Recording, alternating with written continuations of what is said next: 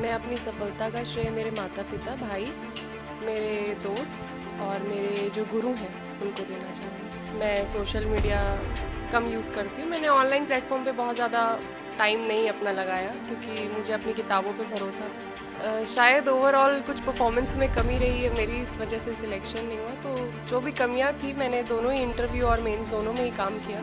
CGPSC की ओर से civil जज परीक्षा के परिणाम जारी हुए हैं, जिसमें रायपुर की ईशानी अवधिया ने टॉप किया है। ईशानी इस वक्त हमारे साथ मौजूद है। सबसे पहले आपको आईबीसी 24 की ओर से बधाई। और आप ये बताइए कि आप अपनी सफलता का श्रेय किसे देंगी? मैं अपनी सफलता का श्रेय मेरे माता पिता, भाई, मेरे दोस्त और मेरे जो गुरु हैं उनको देना चाहूँगी। अच्छा, पढ़ाई की बात करें तो कितने घंटे की पढ़ाई आपने की? मैं रोज़ 4 से 5 घंटे की पढ़ाई करती थी जब एग्ज़ाम नहीं होते थे। एग्ज़ाम के टाइम पे कोई ऐसा टाइम पीरियड नहीं रहा है मैं कितने घंटे पढ़ी हूँ। आपने पढ़ाई के लिए कौन कौन से मीडिया का सहारा लिया? क्या आपने सोशल मीडिया का भी सहारा लिया या फिर आपने सिर्फ किताबों पर ही ध्यान दिया? मैंने किताबों पे ही ध्यान दिया है। मैं सोशल मीडिया कम यूज़ करती हूँ। मैंने ऑनलाइन प्लेटफॉर्म पे बहुत ज़्यादा टाइम नहीं अपना लगाया क्योंकि मुझे अपनी किताबों पे भरोसा था। और ये आपका कौन सा अटेम्प्ट है? ये मेरा तीसरा अटेम्प्ट था। इसके पहले 2 बार मैंने इंटरव्यू दिया है पर मेरा सिलेक्शन नहीं हुआ। अच्छा, सिलेक्शन नहीं होने की पीछे की वजह क्या है? शायद ओवरऑल कुछ परफॉर्मेंस में कमी रही है मेरी, इस वजह से सिलेक्शन नहीं हुआ। तो जो भी कमियां थी, मैंने दोनों ही इंटरव्यू और मेंस दोनों में ही काम किया, तो रिज़ल्ट मिला है मुझे अब। अच्छा, अगर और भी कोई स्टूडेंट है जो सिविल जज की तैयारी करना चाहते हैं तो उन्हें क्या टिप्स देंगी आप? क्योंकि आप बता रही हैं कि ये आपका तीसरा अटेम्प्ट है और उसके बाद फिर आपने सफलता हासिल की, तो आपने क्या क्या कमियां देखी, किस तरह से प्रिपरेशन करना चाहिए? मेरे ओपिनियन में तो मेंस पे बहुत ज़्यादा फोकस करना चाहिए और मेंस के साथ में ही इंटरव्यू, जैसे अपन प्री की तैयारी करते हैं तो प्री के साथ ही इंटरव्यू की एक तैयारी होती चली जाती है साथ में।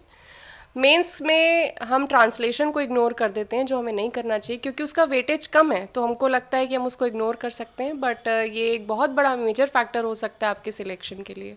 तो ट्रांसलेशन को इग्नोर नहीं करना है, बाकी दोनों जजमेंट राइटिंग और ट्रांसलेशन दोनों पे इक्वली फोकस करना है। ईशानी की माँ भी हमारे साथ मौजूद है, उनसे भी बात करते हैं। आप बताइए कि आपने अपनी बेटी को किस तरह से पढ़ाई की जो परीक्षा है उसकी तैयारी करवाई? हमने उसको पूरा समय दिया जो उसको ज़रूरत थी, उसको वैसा माहौल दिया पढ़ने का।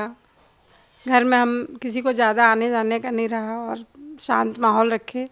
अलग से उनको रूम की व्यवस्था दिए कि उनको डिस्टर्ब ना हो, और जितना कोशिश कर सकते थे उनको उसकी हेल्प किए पढ़ाई में। पिता भी हमारे साथ मौजूद है ईशानी के, उनसे भी बात करते हैं। आप बताइए, आपकी बेटी ने टॉप किया है, कितना गौरवान्वित खुद को महसूस कर रहे हैं? मैं खुद को बहुत ज़्यादा गौरवान्वित महसूस कर रहा हूँ। मैं और मेरे परिवार के लिए ये एक अमूल्य निधि बन के उभरी है। बिटिया है जिस पे मैं बहुत गर्व कर सकता हूँ। बिल्कुल, तो ईशानी से हमने बातचीत की, ईशानी के परिवार से हमने बातचीत की और ईशानी का परिवार खुद को गौरवान्वित महसूस कर रहा है। और इस बार की परीक्षा में सबसे खास बात यह है कि 10 टॉपरों में से 9 लड़कियों के नाम शामिल है, तो ये काफ़ी बड़ी बात है। और ईशानी ने टॉप किया है और ईशानी ने बाकी स्टूडेंट को भी तैयारी के टिप्स दिए हैं। कैमरामैन रमाशंकर के सरवानी के साथ सुप्रिया पांडे, IBC 24 रायपुर।